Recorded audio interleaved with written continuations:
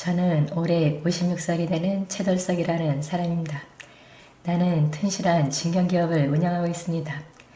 생산 제품의 90%를 해외로 수출할 만큼 실적이 좋아 대통령으로부터 수출산업 훈장도 받았습니다. 재산이라면 충분히 평생을 쓰고도 남을 만큼 가지고 있고 자식놈들도 다 장성하여 나의 회사에서 각자 맡은 업무를 열심히 소화하고 있습니다.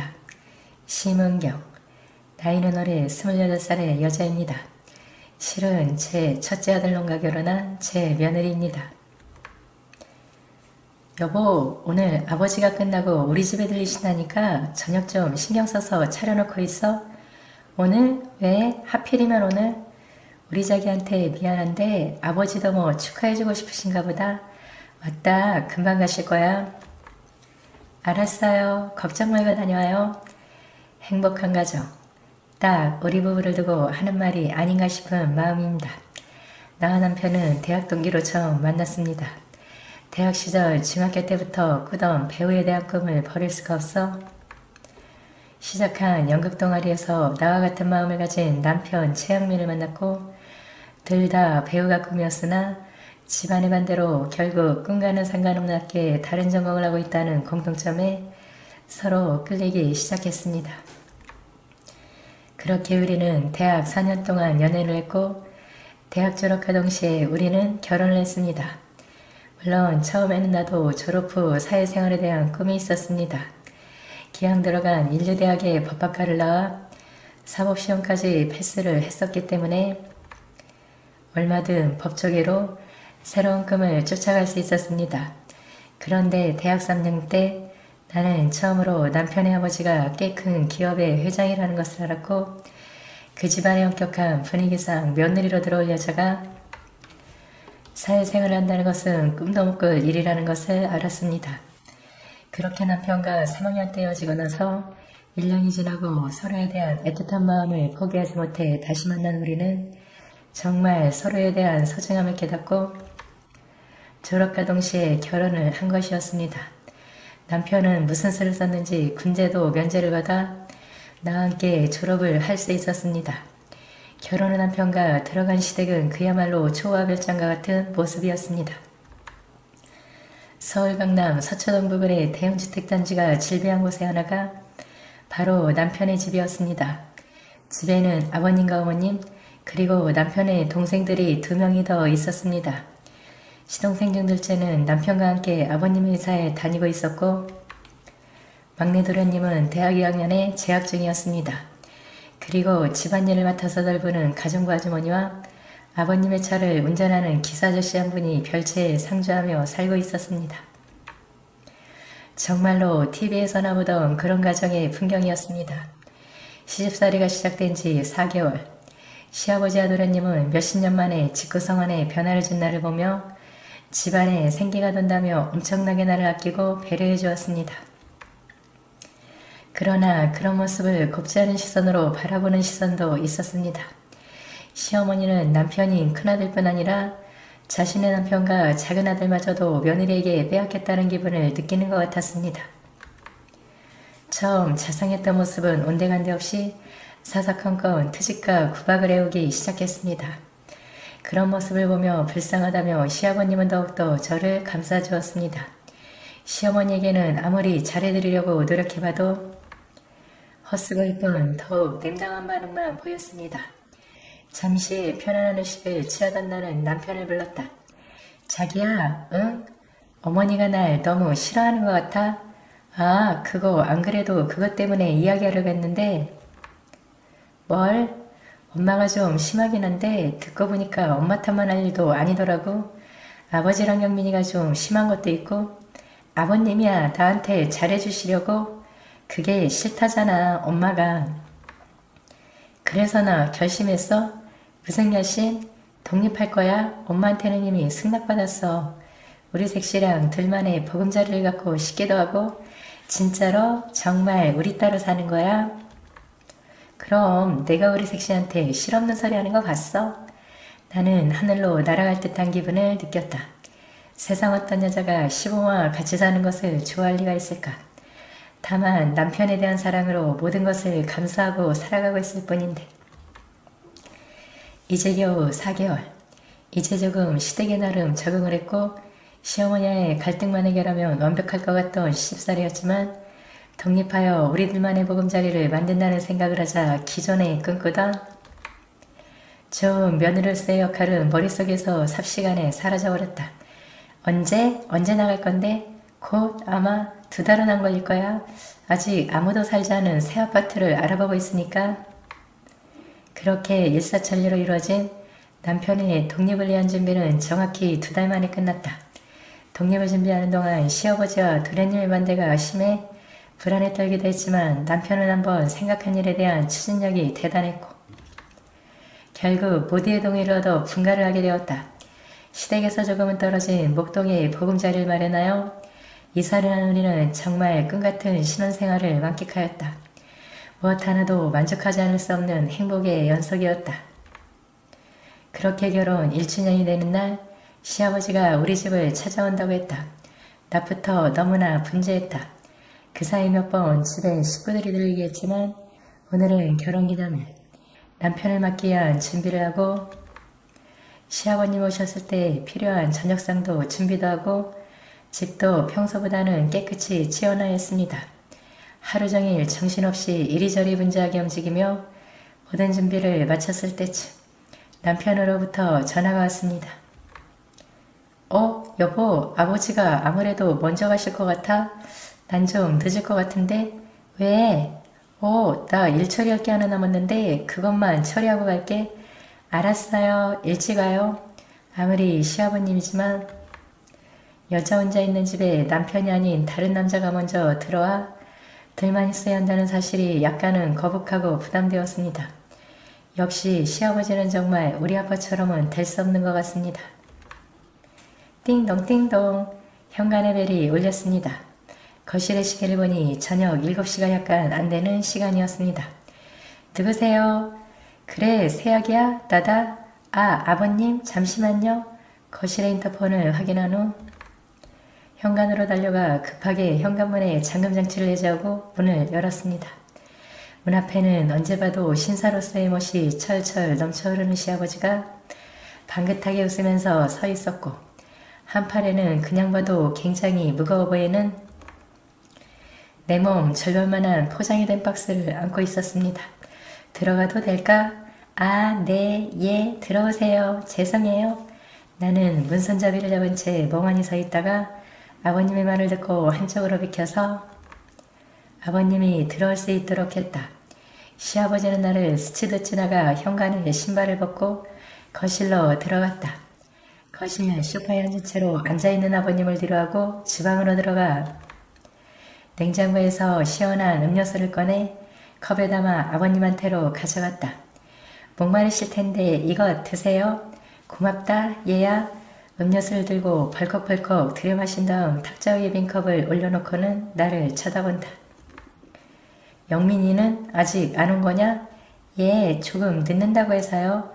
이놈이 오늘 결혼기념일인데 아버지보다 더 늦는다더냐? 어허, 맞다. 이거 받아라. 선물이다. 들어올 때 팔에 안고 있던 포장된 박스를 건넨다. 이런 것 안 해주셔도 되는데 정말 감사드려요, 아버님. 우리 며느라기 첫 결혼기념일인데 무슨 소리? 축하한다, 며느라기야. 고맙습니다, 아버님. 그러고 나서 한참을 시아버지와 나는 소파에 앉은 채 말없이 어색한 시간을 보냈다. 한참이 지났을까 아버님이 나에게 말을 붙여왔다. 영민이가 늦을 것 같으니까 내 먼저 말해야겠다. 예, 말씀하세요. 오늘이 결혼기념일인데 이런 이야기를 꺼내게 돼서 정말 미안하게 됐구나. 무슨 아마도 다음 주에 영민이가 미국으로 가야 할 것 같다. 네? 미국이라니요? 우리 회사에서 가장 중요한 포인트가 뉴욕 지사가 아니더냐? 우리 물품 수출의 60%를 담당하는 곳이니까 그곳 지사장이 얼마 전에 회사를 그만두었다. 그런데 후임자 선정에 문제가 있어서 당분간은 그곳 책임자로 내 자식놈을 보내야 할 것 같다. 예? 아무리 그래도 그렇게 급작스러? 회사가 긴급을 요하는 일이다. 경영수업을 받는 자식놈으로서 회사를 위해 제일 먼저 설설법을 해야겠지? 그리고 뉴욕 주사 일은 어차피 한 번은 겪어봐야 할 것이다. 이게 가보는 것도 나쁘지 않지. 그래도 아버님, 오늘은 웬만하면 이런 이야기 안 하려고 했다만 어쩔 수 없구나. 빨리 서둘러 준비할 일도 많고 다음 주라면 언제쯤? 월요일 오전에 바로 떠나야 할 거다. 오늘은 금요일이었다. 다음 주라고 해봐야 주말 이틀의 시간밖에 여유가 없었다.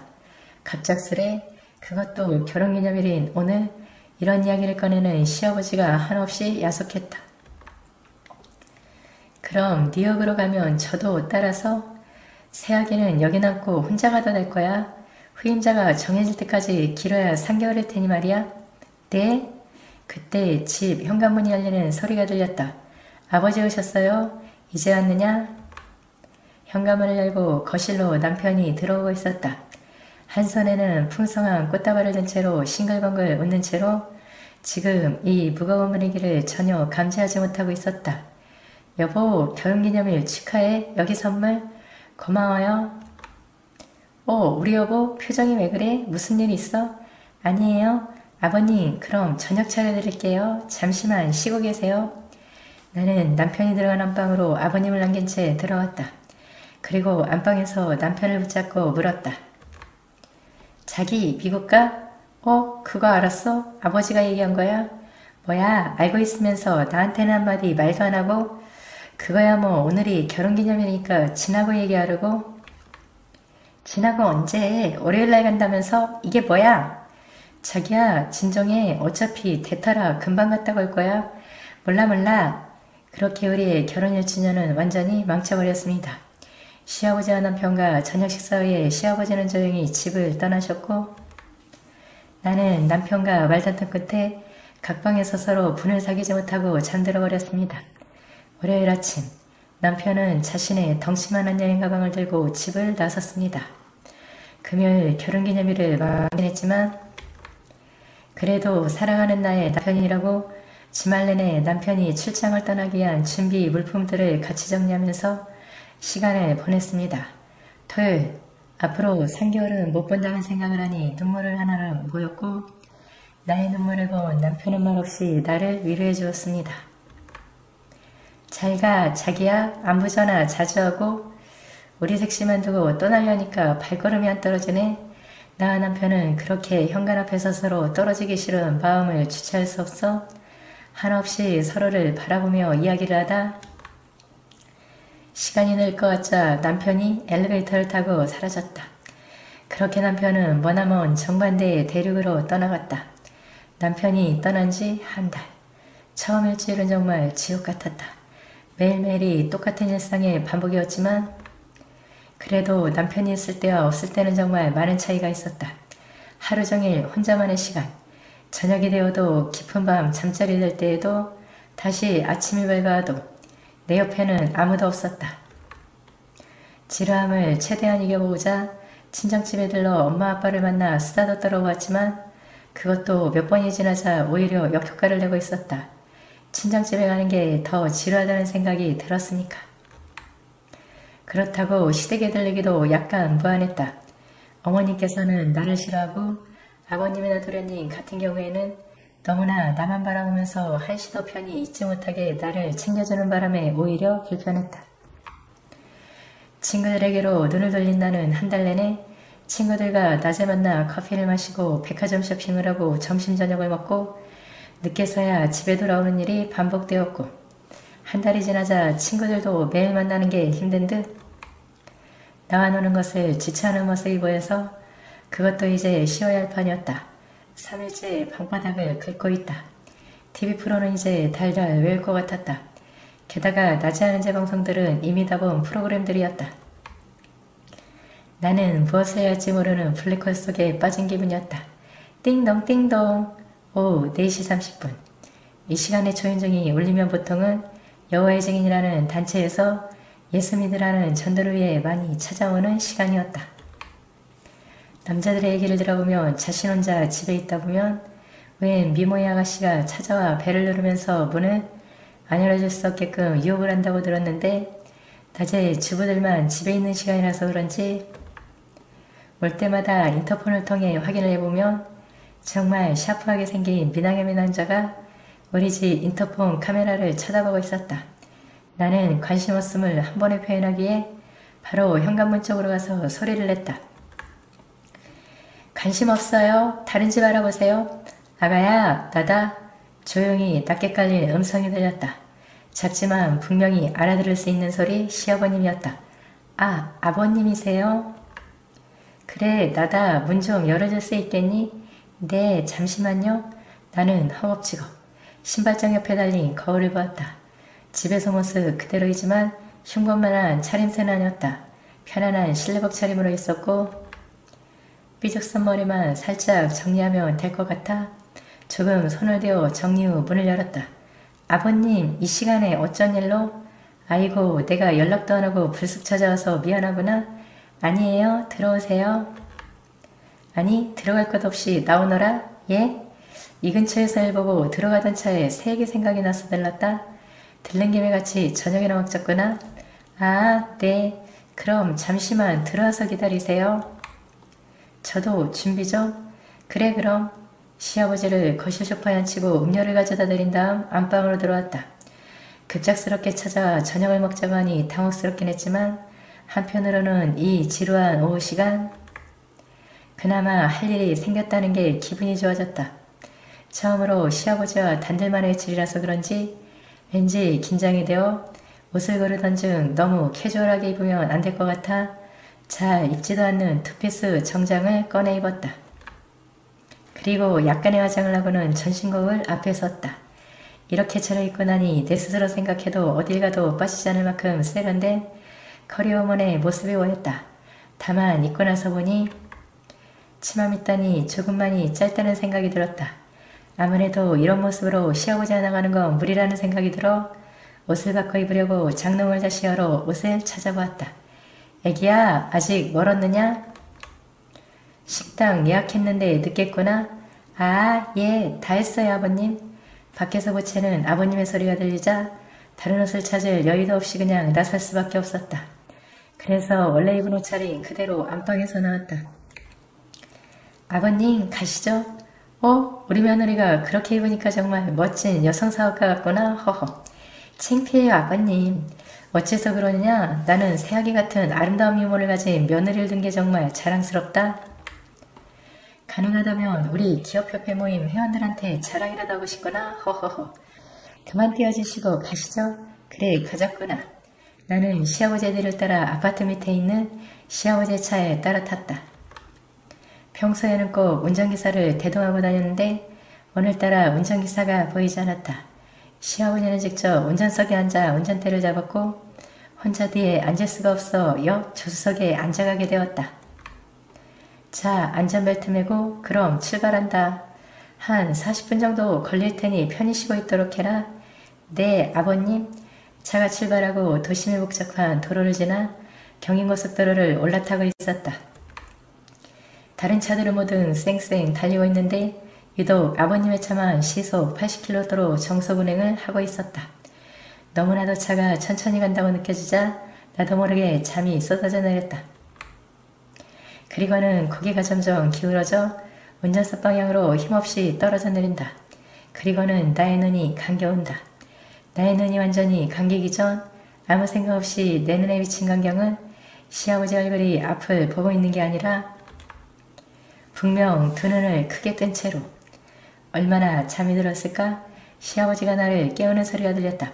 아가야, 아가야, 일어나야지. 다 왔다. 일어나거라. 나는 잠에서 겨우 깬 채 앞을 보았다. 바다였다. 노을이 붉게 지고 있는 넓은 바다만이 보였다. 지평선 너머의 물결은 이미 붉은 빛을 띠고 끝없이 펼쳐져 있었고 새찬 파도 소리가 내 귓가에 들려와 여기가 바닷끝 백사장이라는 것을 느끼도록 해주었다. 어머, 정말 아름다워. 아버님, 여긴 좋으냐? 내가 1년이면 한두 번씩은 꼭 찾는 곳이다. 그리고 딱 이 계절에 이 시간이 가장 아름다움을 발산하는 시간이지. 정말 멋져요. 이런 광경은 처음 봐요. 저 위에 식당에 올라가면 전망이 더 좋을 테니 얼른 내려서 식당으로 가자꾸나. 네, 아버님. 나는 차에서 내리기 위해 차 손잡이를 잡았다. 순간 나의 얼굴이 너무나 깜짝 놀랐다. 분명히 시아버지가 이런 내 모습을 보았을 것이었다.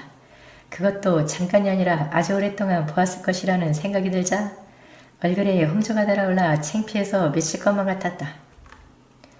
먼저 내려서 밖에 서 있던 시아버지가 나를 쳐다보며 안 내리라는 듯한 신호를 보내오자 나는 치맛단을 정리하고는 차에서 내렸다. 그리고는 부끄러움에 시아버지 얼굴을 쳐다보지도 못하고 뒤만 졸졸 따라 식당으로 들어섰다. 식당은 1층에 안내데스크만 있고 바로 엘리베이터로 연결되었다. 그리고는 엘리베이터를 타자 123이라고 써있는 3개층의 버튼이 보였다. 아버님은 3층 버튼을 눌렀고 엘리베이터가 움직이기 시작했는데 3층이라고 생각이 안 날 정도로 오랫동안 올라가는 느낌이었다. 엘리베이터 동작이 멈추고 문이 열리자마자 정말 대단한 장관이 눈앞에 펼쳐졌다. 눈앞에 있는 창은 모두 통유리로 되어 있었고 그너머 정말 먼 바다의 지평선이 한눈에 내려다 보였다. 아버님, 여기 너무 멋있어요. 그래, 자리로 가자꾸나. 한 층에 있는 테이블은 총 5개가 전부였다. 그 5개의 테이블 한 개마다 보통 식당의 10개 테이블 정도의 공간을 가지고 있었다. 정말 이런 장관을 구경하며 이런 공간에서 식사를 한다면 그 가격이 엄청날 것이라는 생각이 저절로 들었다. 자리에 앉고 나서 웨이터가 다가와 시아버지가 음식을 시켰고 테이블 기본 세팅이 완료되었다. 그 순간에도 나는 창밖 풍경에 매료되어 하염없이 밖에만 쳐다보고 있었다. 그렇게 좋으냐? 아버님 정말 감사해요. 이런 구경도 시켜주시고 평생 2번 다시 이런 광경을 볼 수 있을까 싶어요. 좋다고 하니 다행이구나. 영민이도 미국으로 보내고 우리 새아기 첫 결혼기념일날도 내가 망친 것 같고 해서 내가 사과하는 뜻으로 마련한 자리니까 부디 즐거운 하루가 됐으면 좋겠구나. 아버님 정말 너무 고마워요. 아버님이 최고예요. 그 사이 코스 요리일부가 테이블에 놓여졌다. 에피타이저로 나온 해산물이었는데 정말 싱싱함을 가득 담고 있는 1급 해산물 요리들이었다. 정말 맛있게 먹고 다음 음식을 즐거운 마음으로 기다렸다. 그래, 영민이 없으니 많이 외롭지? 뭐 조금은요. 그래도 오늘같이 아버님이 이런 좋은 곳 데려다 주셔서 한 달 동안의 지루함이 한 번에 확 다 풀리는 것 같아요. 그래, 그렇게 좋다면 다음에는 더 좋은 곳에 데리고 가야겠구나. 여기보다 더 좋은 곳도 있어요. 그럼 얼마든지 있지. 시아버지는 나와 대화를 나눈 내내 정말 온화한 미소를 보이면서 나의 말을 받아주고 있었다. 그런 시아버지 얼굴을 자세하게 볼수록 예전에 알지 못했던 멋진 모습이 보였다. 조금 있으면 환갑을 앞둔 노인이라고는 믿어지지 않을 만큼 건강한 모습에 주름도 동년배에 비해 많이 적어 잘만 차려입고 나가면 충분히 40 중반으로도 보여줄 수 있을 것 같았다. 아버님, 오늘 정말 멋지신 것 같아요. 그래, 그렇게 말해주니 고맙구나. 허허. 조금만 신경 쓰시면 저랑 친구 사이라고 해도 믿겠는데요. 허허. 그래? 그럼 우리 오늘 한번 친구 해볼까? 허허허. 아버님만 좋다면야 저야 오히려 좋죠? 허허. 대전의 모습 앞에서 초라한 2사람은 스스로의 예절과 격식을 아무런 느낌 없이 날려버리고 있었다. 평소라면 절대 쉽게, 아니 절대 내뱉을 수 없는 말들이 광활한 풍경 앞에서 둘을 아무도 없는 둘만의 세계로 빠져들게 만들고 있었다. 그래, 그럼 지금부터 새아기랑 나랑은 친구다. 허허. 친구한테 새아기가 뭐니? 이상하잖아.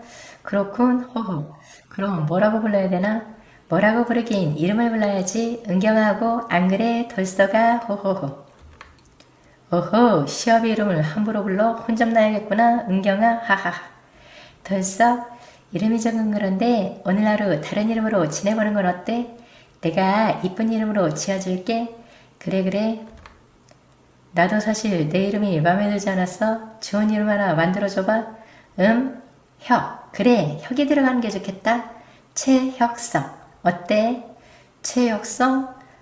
좋은데 좋아. 아주 좋아. 하하하. 그럼 혁성아 반갑다. 나도 반갑다. 은경아. 하하하.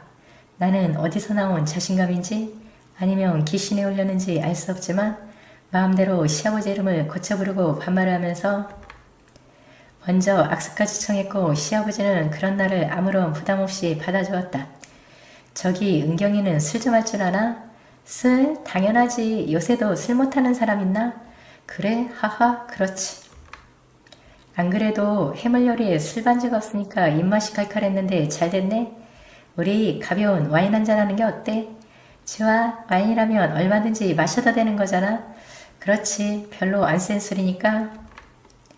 시아버지는 웨이터를 불러 와인을 시켰다. 뭐라고 와인의 이름을 이야기하는 것은 들었는데 와인 이름에 대해 전혀 문외한인으로서는 무슨 와인을 시키는지 알 수 없었다. 무슨 와인 이름이 그렇게 길어? 아, 크레노시움, 엘바르테, 보르당스, 체이블랑스 30년산? 비싼 거야? 하하. 치, 말해도 모르겠네. 꼭 장난치는 것 같아. 웨이터가 가지고 온 와인은 정말 맑고 투명한 자줏빛이라고 해야 할까? 깨끗하면서도 아름다운 자줏빛을 띠고 있었다. 시아버님이 와인잔에 따라주는 술빛깔은 더욱 아름다웠다. 자, 친구가 된 우리의 오늘 아름다운 저녁을 위해 건배, 건배! 술을 목으로 넘기는 느낌이 너무 부드러웠다. 술이라기보단 아이스크림을 삼키는 듯한 느낌이었다. 물론 약간의 시큼함이 더해 와인의 맛과 향을 즐길 수 있었다. 사실 술을 먹긴 했지만 소주 3-4잔 정도면 치기가 오를 만큼 나는 술이 약한 편이었다. 그런데 이 아이는 얼마든지 먹을 수 있을 것 같았다. 그리고 그 맛과 향이 더욱더 술잔을 자주 들게 만들었다. 우리 은경이는 남편 없이 혼자 지내는 게 외롭지 않았어? 당연히 외롭지. 너무 외로워서 죽을 뻔했는걸. 웨이터? 나의 부름에 한편에서 대기하고 있던 웨이터가 득달같이 달려왔다. 필요하신 것 있으십니까? 같이 온 여성분이 술이 많이 취한 것 같아 나가려고 하니까 앞에 차 대기시키고 이걸로 계산해와요? 예, 알겠습니다. 웨이터는 내가 건넨 신용카드를 가지고 카운터로 향해 간다. 차 앞에는 웨이터가 계산서와 카드를 가지고 대기하고 있었다. 총 280만원 계산 완료되었습니다. 그리고 예약 완료되었습니다. 좋은 시간 되십시오. 그래, 고마워. 수고하고 이건 팁. 그리고 음식점을 나온 후 시아버님은 어디론가 차를 몰았다. 나는 순간 놀랄 따름이었다. 시아버님은 텔의 주차장으로 차를 몰고 들어왔다. 시아버니가 나는 아무 말 없이 서로를 쳐다볼 뿐이었다. 그리고